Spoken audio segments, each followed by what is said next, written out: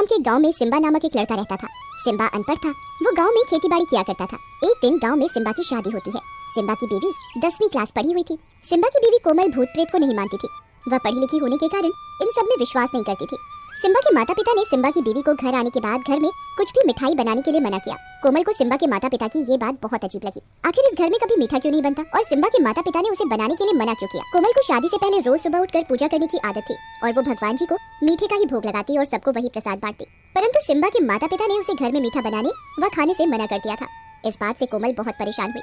कोमल अपने पति सिम्बा से बात करते हुए, आज मुझे माँ पिताजी ने घर पर मीठा बनाने व खाने के लिए मना किया। हाँ कोमल, मैं ये बात तुम्हें बताना भूल गया। क्यों, क्या हुआ? अरे हमारे गांव में मीठा बनाना व खाना बिल्कुल मना है। हमारे गांव में अगर किसी के घर पर भी मीठा आ जाता है तो उसी दिन उसके घर में कुछ अनहोनी हो जाती है। अरे ये कैसे हो सकता है कि सारे गांववासी मीठा बनाने और खाने से डरते हैं? हाँ कोमल, हमारे गांव में एक चुड़ैल का साया है। वो चुड़ैल सिर्फ खाने में मीठा ही खाती है और अगर गांव में किसी के भी घर में मीठा बन जाए तो उस चुड़ैल को पता लग जाता है। वो मीठा खाने के बहाने उसके घर में आ जाती है और उसके घर में अनहोनी कर देती है। कोमल ये बात सुनकर बहुत जोर जोर से हंसने लगती है। अच्छी, आपने भी क्या कहानी बनाई है? नहीं कोमल, तुम इस बात को बिल्कुल भी मजाक में मत लेना। ये एक सच्ची बात है। और तुम्हें इस बात का बहुत ध्यान रखना है, हमारे घर पर कोई दिक्कत ना हो। हाँ अजी, ऐसा कुछ नहीं होता। ना ही मैं इन सब बातों पर विश्वास करती हूँ। मेरी तो बचपन से आदत रही है। मैं सुबह उठकर भगवान जी की पूजा करती हूँ और उन्हें भोग में कुछ मिठाई बनाकर खिलाती हूँ। कोमल, तुम्हें पूजा करने के लिए कोई मनाही नहीं है। तुम प्रसाद में कुछ भी बनाकर भगवान जी को भोग लगा देना, परंतु घर पर मीठा नहीं बनना चाहिए, ना ही आना चाहिए। हाँ ठीक है। कोमल सिम्बा को ठीक है तो बोल देती है, परंतु वो अगले ही दिन उठकर चुपके से थोड़ा सा हलवा बना लेती है। मैं भी आज देखती हूँ कि चुड़ैल कहाँ से आती है और मेरा हलवा खाकर जाती है। दोपहर में जब घर में कोमल के सिवा कोई नहीं होता तब कोमल देखती है कि उनकी पड़ोसन की बेटी बाहर खेल रही है। कोमल उसे चुपके से बुलाती है, गुड़िया गुड़िया सुनो, मैंने आज अपने हाथ से हलवा बनाया है, जरा सा खाकर तो बताओ कैसा बना। नहीं आंटी, ये मैं नहीं खा सकती। मुझे मम्मी ने मना किया है मीठा खाने के लिए और आप भी मत खाओ। अगर उस मीठा खाने वाली चुड़ैल को पता लग गया ना तो हम दोनों की जान को आफत है। आप इसे जल्दी से फेंक दो। अरे गुड़िया, ये चुड़ैल वुड़ैल कुछ नहीं होता, आ जाओ हम दोनों ही मिलकर खाते हैं। कोमल की बात सुनकर गुड़िया को भी खाने का लालच आ जाता है। ठीक है आंटी, पर आप ये बात मम्मी को मत बताना।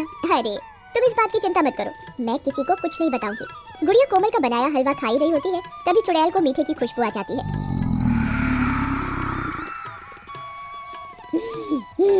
आज लगता है गांव में किसी ने कुछ मीठा बनाया है। आज तो मेरी दावत है।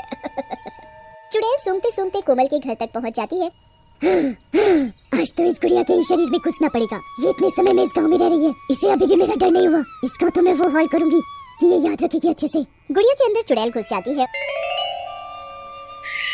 और वो सारा हलवा घप घप करके खा जाती है। हलवा खाकर गुड़िया अपने घर चली जाती है। गुड़िया के अंदर अब चुड़ैल घुसने के कारण वो अजीबोगरीब हरकत करने लग जाती है। गुड़िया की आंखें बिल्कुल लाल हो जाती हैं और ये घर जाकर खाने के लिए बहुत जोर जोर से चिल्लाने लगती है। ए बुढ़िया, खाना ला मेरे लिए। गुड़िया, तुम्हें क्या हुआ? तुम इतनी बदतमीजी से बात कैसे कर रही हो? ए बुढ़िया, मुझसे ज्यादा सवाल जवाब मत कर, जितना बोला है उतना कर तू। पूनम समझ जाती है कि गुड़िया के अंदर चुड़ैल का साया है और उसने कहीं से मीठा खा लिया है। गुड़िया मीठे के लिए चिल्ला रही होती है, मुझे जलेबी खानी है, रसगुल्ले खाने हैं, मुझे मीठा चाहिए। कोमल ही अच्छी है, वही मुझे चुप चुप कर हलवा बनाकर खिलाती है। पूनम समझ जाती है कि उसे मीठा सिम्बा की नई नवेली दुल्हन कोमल ने खिलाया है। हाँ गुड़िया बेटा, तुम अंदर कमरे में बैठो, मैं तुम्हारे लिए अभी गरम गरम जलेबी बनाकर लाती हूँ। हाँ ये हुई ना बात, मेरे लिए बहुत सारी जलेबी बनाकर ला, मैं आज मीठे से ही पेट भरूंगी। ठीक है, तुम अंदर कमरे में बैठो, इतने में मैं तुम्हारे लिए गर्मा गर्म जलेबी बनाती हूँ। पूनम गुड़िया को जलेबी के बहाने अंदर कमरे में ले जाती है और कमरे का गेट लगा देती है। गेट खोल बुढ़िया, तूने मुझे पागल बनाया है, मुझे मीठा खाना है। गुड़िया पूरी रात कमरे का गेट बजाती रहती है, परंतु पूनम दरवाजा नहीं खोलती। अगले दिन पूनम गांव के बाबा के पास जाती है और उनके पास जाकर बहुत रोती है। बाबा, मेरी गुड़िया को बचा लो, मेरी गुड़िया के अंदर मीठा खाने वाली चुड़ैल घुस गई है, उसे बचा लो। बाबा, मेरी बेटी मर जाएगी, उसे बचा लो। इस चुड़ैल ने तो नाक में ही दम कर रखा है, ये आए दिन किसी न किसी गाँव वासी के घर पर अनहोनी करती रहती है। इस चुड़ैल का आज कुछ न कुछ तो करना ही पड़ेगा। बस बाबा जी, आप मेरी बेटी को बचा लो।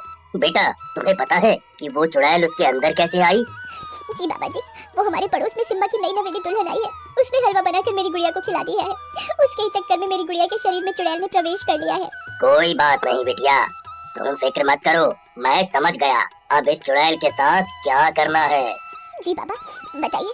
मैं तुम्हें ये गंगा जल दे रहा हूँ। तुम ऐसा करना, आज घर जाकर कुछ मीठा ही बनाना और मीठा बनाते हुए उसके अंदर ये गंगा जल डाल देना और साथ ही वही प्रसाद तुम अपने घर के मंदिर में हनुमान जी को भोग लगाना और उसके बाद तुम वही मीठा प्रसाद के रूप में अपनी बेटी गुड़िया को दे देना। जी बाबा, मैं ऐसा ही करूंगी।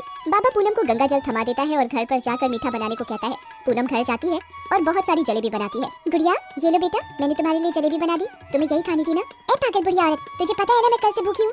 तूने मुझे कमरे में बंद क्यों कर दिया? तुझे तो मैं अच्छे से बताऊंगी। रुक जा, मैं पहले जलेबी खा लूं, फिर देखती हूँ तुझे। चुड़ैल घप घप करके सारी जलेबी खाने लगती है।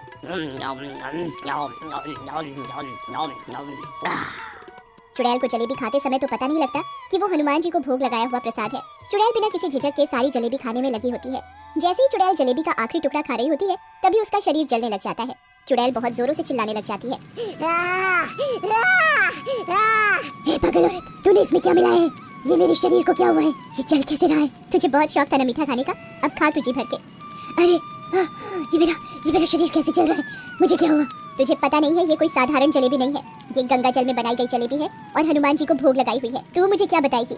आज तो तेरा ही खात्मा है। देखते ही देखते चुड़ैल जलने लग जाती है और राख हो जाती है।